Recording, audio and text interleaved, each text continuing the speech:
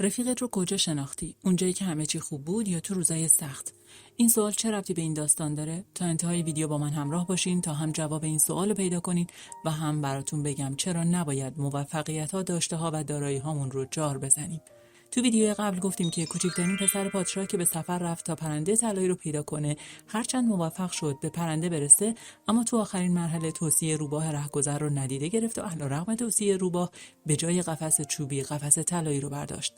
سربازها با صدای ناهنجار پرنده متوجه شدند و شاهزاده به زندان افتاد و متاسفانه محکوم به مرگ شد. وقتی در انتظار مرگ بود، پادشاه اون سرزمین فکر کرد شاید بهتر باشه شاهزاده جسور و زیرک رو به صورت مشروط آزاد کنه تا براش اسب طلایی رو پیدا کنه و بیاره. اگه میخواین ادامه داستان رو بشنوین و با خصوصیت رفیق واقعی آشنا بشین، ویدیو رو لایک کنین.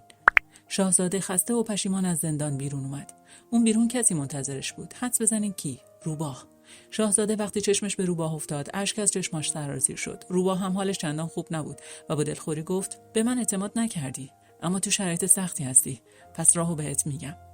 برو تا به یه قصر برسی. اونجا هم مثل قصر قبلی سربازایی رو میبینی که روی زمین خوابیدن، بهشون توجه نکن و مستقیم به استبل برو. اسب طلایی اونجاست. 2 زین روی دیواره. زین طلایی رو برندار که پشیمونت میکنه. زین محقق رو انتخاب کن.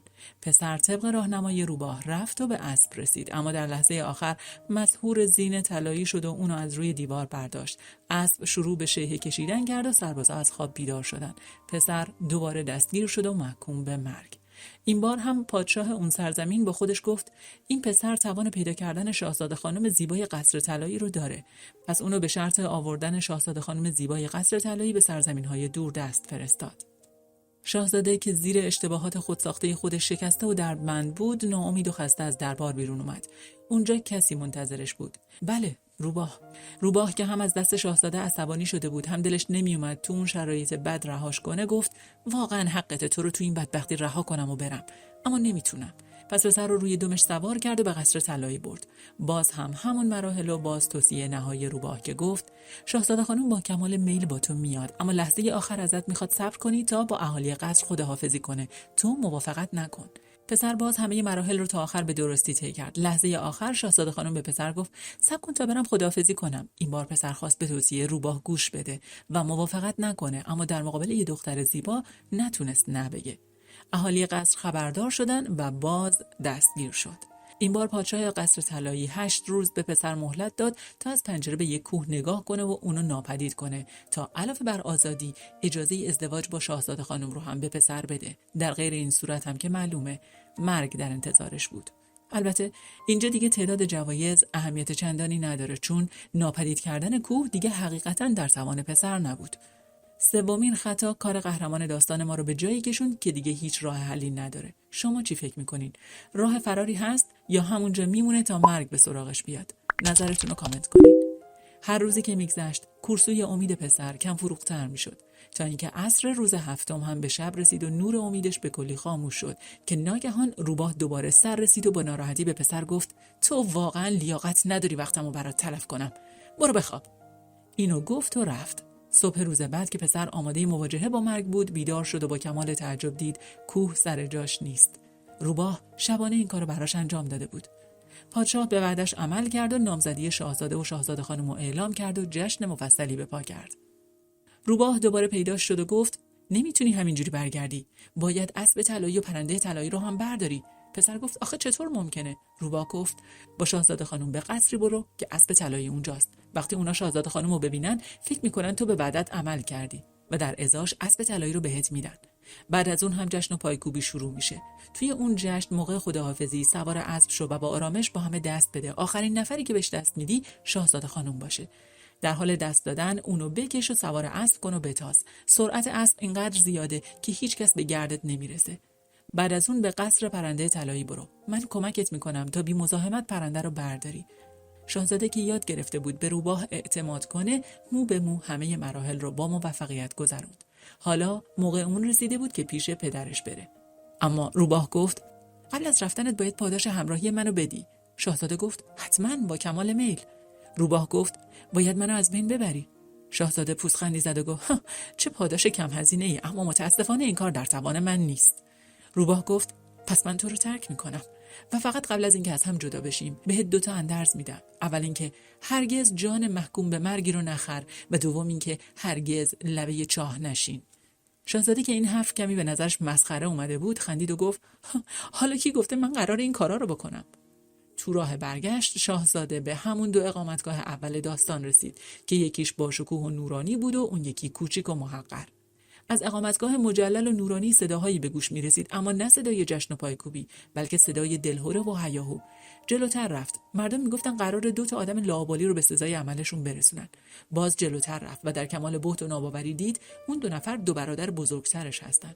سراسیمه از مأمور پرسید راهی برای نجات اونا وجود داره؟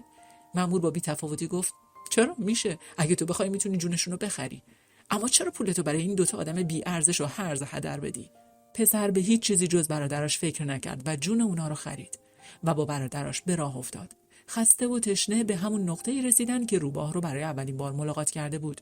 ناخودآگاه لبه چاه نشست و ناگهان به داخل چاه سقوط کرد.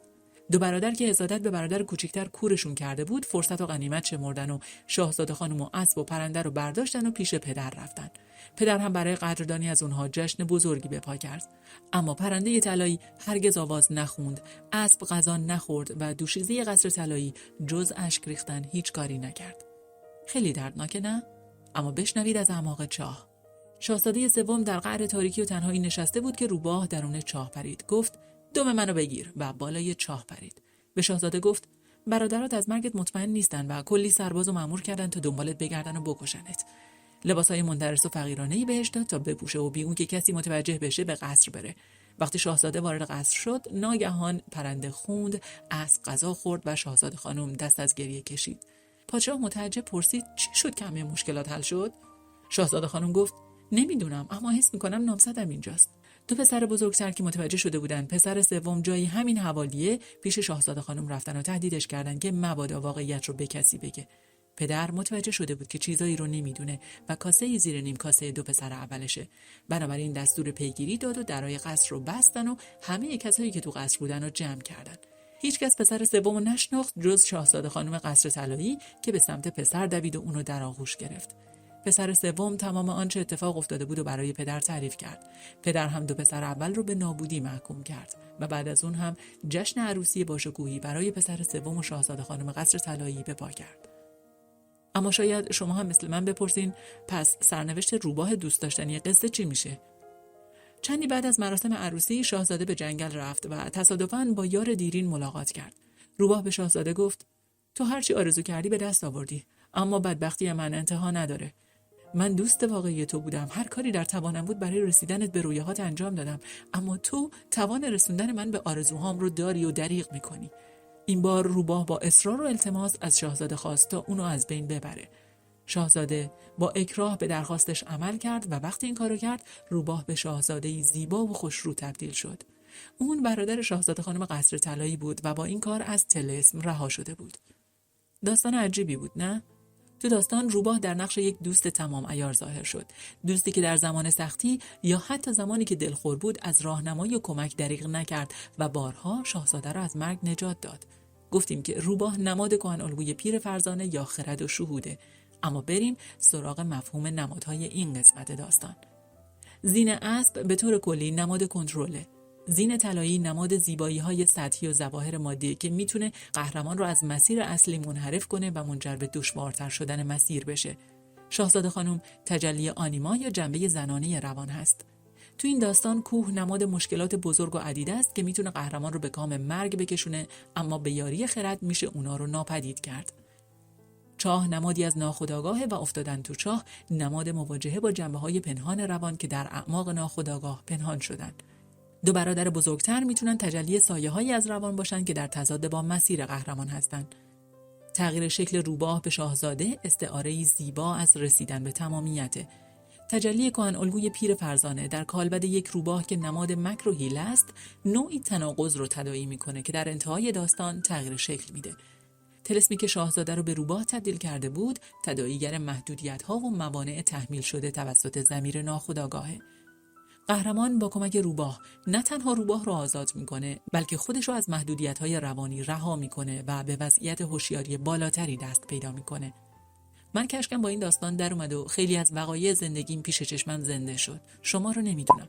نظرتون رو کامنت کنین و این ویدیو رو برای رفیق واقعیتون بفرستین. در کل 2 خرد نهفته در داستان رو میشه در این جملات خلاصه کرد. موفقیت و داشته‌های خودتو تو چشم دیگران نکن و بدون رفیق واقعیت اونیه که تو سختی‌ها یارت باشه، حتی اگر ازت ناراحت باشه. و اما دلایل مختلفی وجود داره که چرا بهتر موفقیت‌ها و دارایی‌هامون رو با همه به اشتراک نذاریم. اولین دلیلش حفظ حریم خصوصیه. موفقیت‌ها و دارایی‌ها بخشی از زندگی شخصی ما هستن و لزومی نداره که همه ازشون باخبر بشن. حفظ حریم خصوصی به ما کمک میکنه تا از استرس و فشارهای اجتماعی در امان بمونیم. دوم، امکان جلب حسادت دیگرانه. متاسفانه تو جامعه ما حسادت خیلی رایجه. وقتی از موفقیت هامون صحبت میکنیم ممکنه انرژی های منفی مثل حسادت، رقابت و بدخواهی رو از سمت دیگران به سمت خودمون جلب کنیم و این حس ها ممکنه به شکل های مختلفی به ما آسیب برسونن. سومیش امکان کاهش انگیزه است. وقتی به موفقیت هامون میبالیم ممکنه ناخودآگاه انگیزمون رو برای پیشرفت بیشتر از دست بدیم. فکر کنیم به همه چیز رسیدیم و دیگه نیازی به تلاش بیشتر نیست. و در نهایت امکان ایجاد انتظارات غیر واقعیه. وقتی دیگران از موفقیت‌های ما باخبر میشن ممکن انتظاراتی از ما داشته باشن که برآورده کردنشون سخت یا حتی غیر ممکن باشه. این انتظارات میتونه فشارهای زیادی رو به ما وارد کنه. البته اینا به معنی این نیست که نباید با کسی در مورد خودمون و موفقیت‌ها و داشته‌هامون حرف بزنیم. میتونیم با افرادی که به ما نزدیک هستن و بهشون اعتماد داریم صحبت کنیم، اما بهتر این کارو با احتیاط و در حد لزوم انجام بدیم و به جای اینکه موفقیت‌ها و داشته‌هامون رو به نمایش بذاریم، بهتره که روی رشد شخصی و معنوی خودمون تمرکز کنیم و تلاش کنیم که به انسان بهتری تبدیل بشیم. تو داستان بعد میخوایم با مرغابی طلایی به استقبال مهربانی و بخشش بریم. سابسکرایب و زنگوله رو بزنید که این داستان زیبا و پرماجرا رو از دست ندید.